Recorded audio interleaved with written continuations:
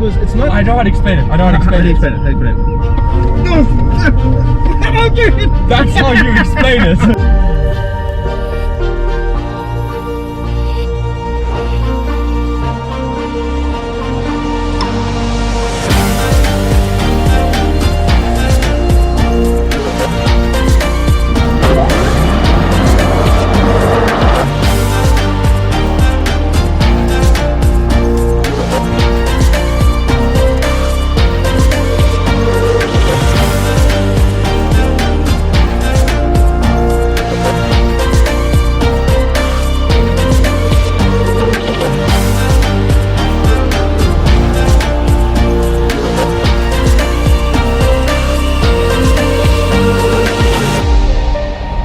How's it, guys? Welcome back to the car scene and welcome to the Porsche Taycan. We've got Justin Jacobs with us here today. What's up, everybody? Nice familiar face on the channel. So what is it? This is Porsche's first all-electric vehicle and it's really pretty. It's really pretty. Well, that's what I like about this car is it looks a lot like a concept car. Yeah. But it's kind of relevant to now. It's not super futuristic. Exactly. And also it doesn't look like a bunny hugging, tree loving machine. It's Porsche. It actually looks like a Panamera. It's actually a little bit smaller than a Panamera and a little bit bigger than a 911. And one of the cool things about the Porsche Taycan, I mean, you read a lot about electric vehicles and you know that the batteries are placed at the bottom of the car. Obviously it keeps the center of gravity low. Because they weigh a lot. They weigh a lot. Yeah. Interestingly enough, the seating position in the Porsche Taycan is very, very similar to that of the 911. So one of the things that I want to touch on the Porsche Taycan is its aerodynamics. Yes. Did you know, Justin, that it took them over 1,500 hours to get the aerodynamics right on this car? We have active aerodynamics. It has one of the lowest drag coefficients as well. That is impressive. If not the lowest. I mean, from a styling point of view, the front end, those little vents on the side, and they are functional vents. They are functional vents. Okay. Very, very cool. So we've got an active rear spoiler as well. Yes. And obviously this being all electric, you can tell them how much power it has, Justin. Alrighty, guys, says your tech spot here. Pay attention, get a pencil and write it down. 460 kilowatts. 560 when you do overboost, so that's for launch controls. Yeah. And 1,050 Newton meters of torque. But as we've experienced, it's so difficult to explain because it's not. I know how to explain it. I know how to explain it. How do you explain it? No. That's how you explain it. There you go. That is how fast the Porsche Taycan is. That is insane. So the thing with electric cars is its power instantaneously. 1,050 Newton meters. Can you guys hear that, by the way? Yeah. It sounds. Hold on. I have to do this. Go. Captain Sam, engage thrusters. Hyperdrive. And there we go. It's something from Star Trek. The sound. It is so brutally quick. Nothing prepares you for it. Nothing. No. Now, one of the cool things about the Porsche Taycan is that it actually has 2 gears. So you don't really think of electric cars having gears. Yeah, they normally just have no gears. No gears. Well, we've got 2 gears. The first gear is for first drive. That focuses on performance, so getting you 0 to 100 as quick as possible. Which, by the way, Porsche Taycan will do 0 to 100 in just 2.8 seconds. That is turbo insane. It is mad. Actually, I think we've got some space. We can actually demonstrate because I haven't yet done a launch control. So it's very simple. You're in sport mode. Alright. Put on the brake, as with any Porsche vehicle. Launch control, and let's go. Jeez. Torque steer. I can't pull forward, dude. Oh. It is devastatingly fast. It is so fast. So fast. Do another section. And the great thing about it is it's 4-wheel drive, rear steering. And I mean, sometimes I feel like the wheels can't handle all the power. No. But you know what I find interesting about a car like this, right? Despite it being incredibly fast, it is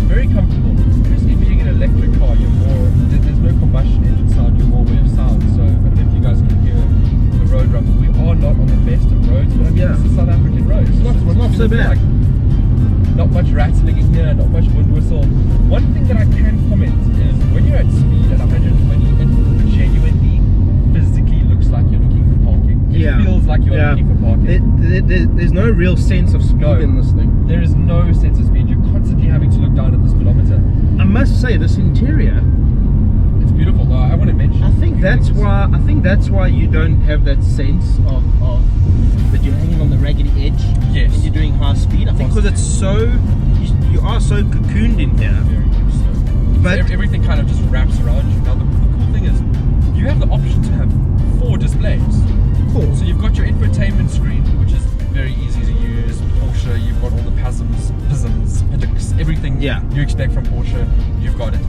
One thing I really don't like is this whole capacitive touchscreen aircon. I don't like fiddly things. I like buttons, bruh. Give me buttons. So I like the look of the screen down here. The look is great, but fingerprints. The fingerprints, yes, it's a bit of issue. Oh no. The other problem is if you had to remove this and put buttons, you're gonna have a lot of buttons. Yes. You're gonna lose this futuristic sense. But it's like a give and take, Sam. I reckon, because like now I want to adjust. I've got to like push on a button, and yes, there is haptic feedback. Right? Yeah, but I now, must say the application. Now I want to go to something else. For me, not driving, it's fine. Yes, for you driving, you want to change the aircon settings. See, I've pushed it on this screen, but stuff comes up on this. Like, why? I don't understand. It is kind of fiddly, but I think it's just Once you a get matter used of getting to it. used to it. I mean, I have to applaud Porsche on the application. Yeah. I mean, they obviously sat down long and hard thinking we need to make this thing look futuristic, but it still needs to be usable. I don't think I'm quite there yet. I'm still looking for my knob. One thing that I'm looking for your knob? My knob. Oh no. One thing that I really do like about this car is the infotainment. I mean, the digital instrument cluster. Very, very cool, being fully digital. So thin and really nice. Eh? Very, very cool. One thing about it is that it pays homage to the 1963 Porsche 911. Yes. That whole wraparound thing.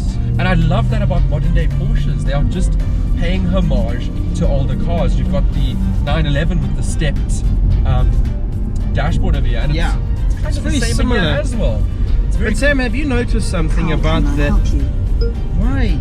I don't know why. It's got this new Hey Porsche function. Yeah, and then she says things. She butts in. Why did we need this? I don't know. Sam, Yes. have you noticed something about the instrument cluster, right? Have you noticed that it's all digital? It is all digital, yes. Whereas on some of the other Porsche offerings, You get the analog. you get the analog. Yeah, you get the analog clock in the middle. Do you think they did that because this is the future? This is different to those? Yeah, of course. And also, I mean, an electric car doesn't have revs, Justin. Yes. So, I got you there. I mean, but they could have made the speedometer. Yeah, they could have done an analog clock. I agree. I do like it. Very futuristic. Very keeping up with the times. One thing we haven't spoken about is the range of the car and how to charge it. Yes. So, Porsche sat us down in a boardroom and said a whole lot of fancy words that, I'll be honest with you, I don't quite understand. But what you need to take away. It's going to take us time to start out, because we know I can do 500 kilometers on a tank of fuel, yes. and I know that an engine is a 5 liter. Yes. You know, I don't understand what a 20 kV.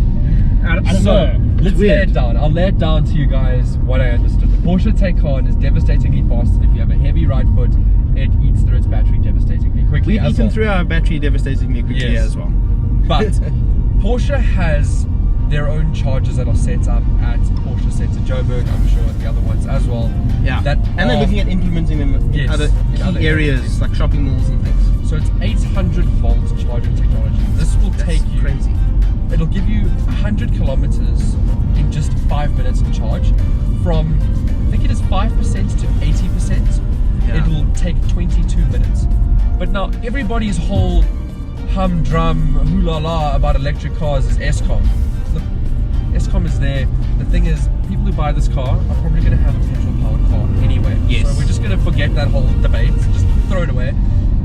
At home, the chargers that you will buy will take you on average 4.5 hours to charge. So my big thing about that is Fully, by the way. how fast electric technology has come. Oh wow.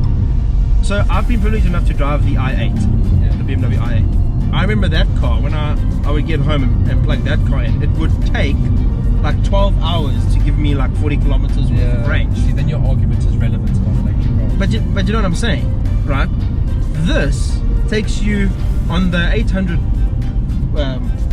volt like charger. Yes. It takes you just over 20 minutes to do like 400 kilometers. Exactly.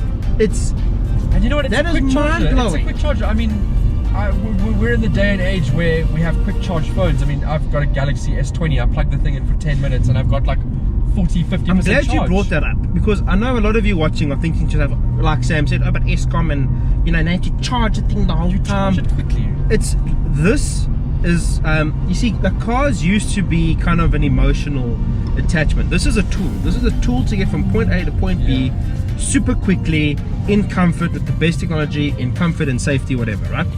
This is like your phone or your laptop. Plug it in. Just plug it in. That's it. Just plug it. There's no choice. I mean, you I'll be get honest into bed, with you. you plug your phone in overnight.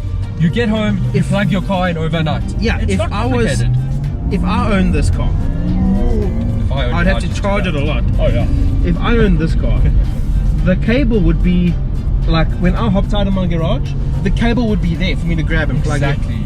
So you just keep it on charge.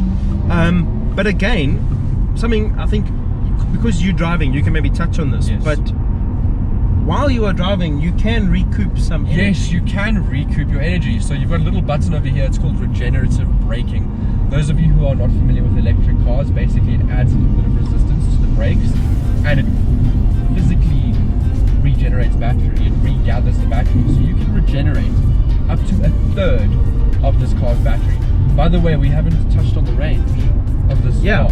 So it is quoted at 388 kilometers to 412 kilometers. Obviously, there's a varying depending on climates, depending on how you drive. Look, if you drive like rubbish, you're going to be like us and get like 200 something km, or just under 300. Enough to hopefully get back to Porsche. Enough to hopefully get back to Porsche. But look, most times you probably won't be driving like a hooligan. So you get your regenerative braking and you can regenerate. So interesting. You are probably going to regenerate more in town and in traffic than you are on the highway. The highway, ironically, is an electric car's worst nightmare. Whereas on a combustion engine car, you're going to get the most mileage. You're going to get the most mileage on your car, your electric car, and your Taycan in the city, where you can regenerative brake. Yeah. Exactly. And you know what? I think we've set it up for the Porsche Taycan. Otherwise, everything else it is a Porsche. The main thing you need to keep in mind here, it's a Porsche first and an electric car second. Yeah. And one of the things I also want to say before we exit is that Porsche made it explicitly clear to us that they are still making combustion engines. This forms part of the three pillars. The three pillars. So we've got your combustion engine, which is obviously your RSs, your 911s, your emotional stuff. Your emotional stuff. Then you get your hybrid drive vehicles. Yeah. Which is like your Cayenne, Turbo S, hybrid thingy, bobbies and all of that stuff. Then you have your electric cars. And fully electric. The first look into it, Porsche Taycan. I mean, I can probably speak for Sam here. There is so much on this car that, you know, we haven't touched on, but we'd be looking at like an hour video. I mean, the fact that you can open and close both of the electric charging ports from inside, the fact that the carpets in this are made from recycled fishing nets, and you can get an interior for vegans. It's weird. End it off on this. So the production line of the Porsche Taycan is 100% sustainable. Yeah. No carbon emissions, nothing. And I think that's something that a lot of people tend to forget about the Porsche Taycan. Everybody's just, performance, it's mind-blowingly quick. Of course it is. It handles like a Porsche, it drives amazingly. No, obviously it does. Yeah. But you can go and get vegan-free, like leather-free interiors. Yes. Vegan-friendly. Used from recycled thingamajobbies and recycled polyester, recycled fishing nets. Look, wow. I respect that, but I'm a petrol head. I want my leather. But it's nice that the option's there, you know? Yeah. So you can be 100% no emissions, no animals, no nothing. And you can blast along at insane all the kilometers per hour. This is the quickest car I will ever drive. This is fine. It's also one of the most expensive cars I think we will ever drive. Starting price is at 2.5 million rand, well, just over. For the 4S. For the 4S, which is still a good car. I think most people, that's all you'll ever need. But then the Turbo S, which we're driving now, is over 4 million. Over 4 million. Is it worth it? When you do that, yes. Yes. But it is the latest and greatest, so hence the price tag. It's amazing. Absolutely. Amazing. Brutal. Anyway, guys, thanks so much for watching. Thank you, Justin, for joining us. Thanks for having me. I hope you guys enjoyed the Porsche Taycan. Yeah, like and subscribe if you're new. Also, thank you to everyone who watches the channel. Thank you to everyone who supports the Instagrams. It is because of you guys that I get to be here today, obviously living my dream. So thank you, everyone. Keep watching and subscribe for plenty of more content to come. Cheers. Bye.